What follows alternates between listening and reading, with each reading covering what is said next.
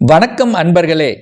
அஸ்ட்ரோசிரி channel வாயிலாக நான் உங்கள் அஸ்ட்ராலஜர் டாக்டர் சதீஷ். கன்னி ராசி அன்பர்களுக்கு இந்த மே மாதம் எப்படி இருக்குன்னு பார்க்கும் பொழுது உங்க ராசிநாதன் லக்னநாதன் என்று சொல்லக்கூடிய புதன் பகவான் ராகுவோடவும் இந்த செவ்வாயோடவும் இணைந்திருந்து உங்க ராசியை பார்ப்பதும் உங்க ராசியிலே கேது இருப்பதும் மன சஞ்சலத்தை கொடுத்து கொண்டிருந்தது. நெகட்டிவ் எண்ணங்களை விதைத்துக் கொண்டிருந்தது.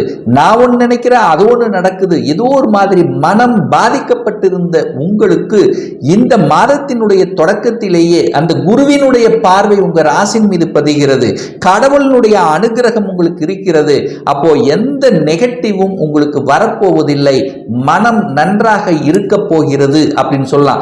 இதுவரைக்கு குரு பகவான் 8ஆம் இடத்திலிருந்து திருமணம் நடக்கவில்லையே, திருமண தடை இருந்ததே அப்படின்னு இருக்கின்ற இந்த கன்னிராசி என்பவர்களுக்கு இப்ப திருமணம் நடக்கக்கூடிய தன்மை, குழந்தை பாக்கியம் கிடைக்கக்கூடிய தன்மை, குடும்பத்தில் மன மகிழ்ச்சி சந்தோஷத்தை தரக்கூடிய அத்தனை அம்சங்களும் இந்த மாதம் உங்களுக்கு சிறப்பாக இருக்கிறது. அப்ப ராசிநாதன் ராகுவோடவும் 8ஆம் அதிபதியோட இருந்து எதிர்மறை எண்ணங்களை கொடுத்து கொண்டிருந்த உங்களுக்கு இந்த மாதம் நிச்சயமாக தன்னம்பிக்கையை பெற்றுத்தரும். உங்களுடைய முயற்சிகள் அனைத்தும் பலிதமாக கூடிய தன்மையில் இருக்கிறது.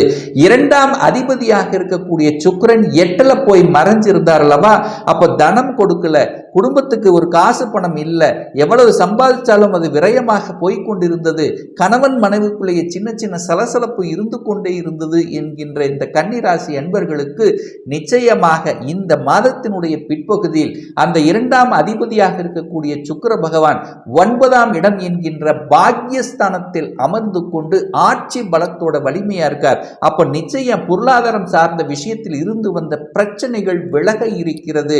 பணம் பொருளாதாரத்தில் ஏற்றத்தை கொடுக்க இருக்கிறது. அந்த சுக்கிரனுங்கிறது கையிருப்பு பணக்காரர். உங்க பாக்கெட்ல ஏதாவது ஒரு ரூபத்தில் பணம் வந்து சேரக்கூடிய வாய்ப்புகளையும் சந்தர்ப்பங்களையும் நிச்சயமாக ஏற்படுத்தும். 3ஆம் இடம் என்பது முயற்சியை குறிக்கக்கூடிய இடம், தைரியத்தை குறிக்கக்கூடிய இடம். இது நாள் வரையில் அந்த சனி பகவான் அந்த 3ஆம் இடத்தை பார்த்து கெடுத்து கொண்டிருந்தார். அதாவது ஒரு முயற்சி இல்லை, எதிலையும் ஒரு சோம்பேறித்தனமாக இருந்தது. நாளைக்கு செய்யலாம், அடுத்த நாள் செய்யலாம், இப்படி தடைபட்டு கொண்டிருந்த விஷயங்கள் எல்லாமே இப்போ இந்த மாதத்திலிருந்து எடுத்து செய்யக்கூடிய சந்தர்ப்ப சூழ்நிலைகளை நிச்சயமாக உருவாக்கும். ஏன் சொல்ற அப்படின்னா, அந்த குருவனுடைய பார்வை அந்த 3ஆம் இடத்தின் மீது பதிகிறது. அப்போ 3ஆம் இடம் என்பது என்ன, கலைத்துறையில் நாட்டம் அதிகமாக இருக்கும். ஒரு சிலருக்கு கலைத்துறையில் என்ட்ரி ஆவதற்கான வாய்ப்புகள், அதே சமயத்தில் கதை கட்டுரை இந்த மாதிரியான துறை, இசை சம்பந்தப்பட்ட துறையில் இருப்பவர்களுக்கு புதிய ஒப்பந்தங்கள், புதிய உங்களுடைய முயற்சிகளில் அது அதாவது புதிய முயற்சியினால வெற்றி பெறக்கூடிய வாய்ப்புகள், அதன் மூலமாக புகழடையக்கூடிய சந்தர்ப்பங்களை நிச்சயமாக உருவாக்கும். 4ஆம் அதிபதியாக இருக்கக்கூடிய அந்த குரு பகவான் இதுவரைக்கும் 8ல போய் மறைஞ்சிருந்தார் அல்லவா, தாயினுடைய உடலத்தில் பிரச்சனை இருந்தது, தாய் சொத்துக்கள் சார்ந்த விஷயத்தில் பிரச்சனை இருந்தது, இடம் சார்ந்த விஷயத்தில் விற்பனையாக இருந்தது.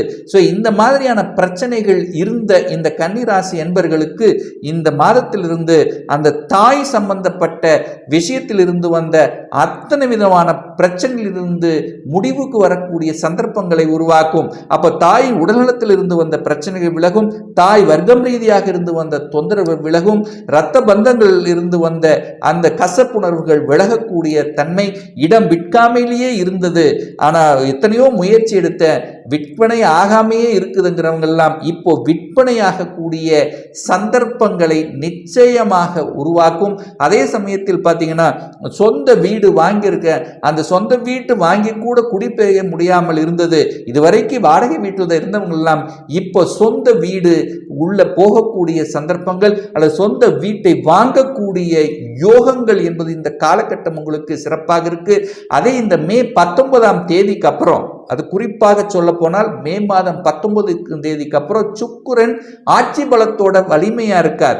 அப்போ 9ஆம் அதிபதி 9ஆம் இடத்தில் இருக்கும் பொழுது நிச்சயமாக, அதாவது 4ஆம் அதிபதியோட இணைவு பெற்றிருக்கும் போது ஒரு புதிதாக வீடு வாங்கக்கூடிய சூழல் உருவாக்கும், அல்லது கட்டின வீட்டை வாங்கக்கூடிய தன்மை, வீடு கட்டி கிரகப்பிரவேசம் செய்யக்கூடிய அத்தனை விதமான சுப காரியங்கள் செய்யக்கூடிய வாய்ப்புகள் சந்தர்ப்பங்களை உருவாக்கும். 5ஆம் அதிபதியாக அதிபதியாக இருக்கக்கூடிய அந்த சனி பகவான் தனக்கு 2ஆம் இடத்தில் ஆட்சி பலம் பெற்று வலிமையாக இருந்தாலும் இந்த குருவினுடைய பார்வை 5ஆம் இடத்தின் மீது பதிகிறது.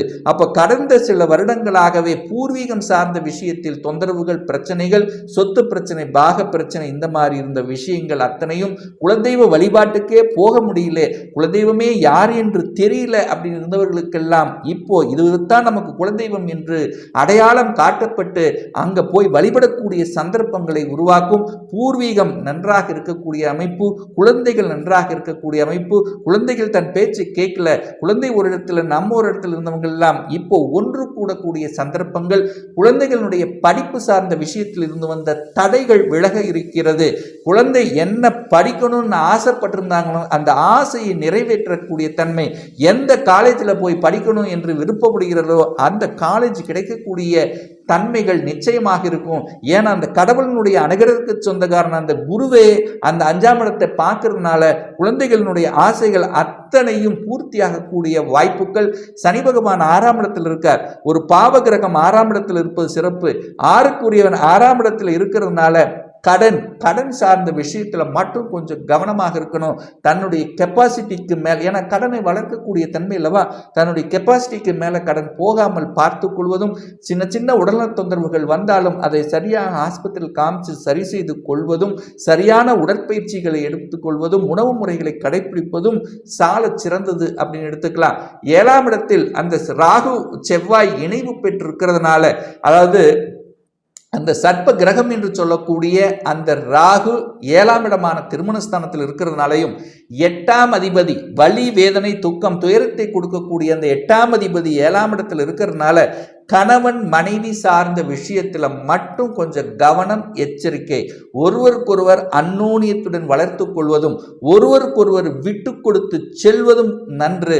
அங்க ராகு இருக்கிறதுனால 3ஆம் நபர்களின் குறுக்கீடு உங்க குடும்பத்துக்குள்ள வராமல் பார்த்து கொள்வதும், நீங்க மற்ற குடும்ப விஷயத்துக்கு செல்லாமல் இருப்பதும் உங்களுக்கு நன்மையை ஏற்படுத்தி கொடுக்கும். 8ஆம் இடத்துல சூரியன் இருந்தார். அப்ப 8 சூரியனுங்கிறது யாரு? தந்தையை குறிக்கக்கூடிய இடம் அல்லவா. அங்க சூரியன் இருக்கிறதுனால அப்பாவுக்கு சின்ன சின்ன உடல்நல தொந்தரவுகள் வருவதற்கான வாய்ப்புகளை கொடுத்திருக்கும்.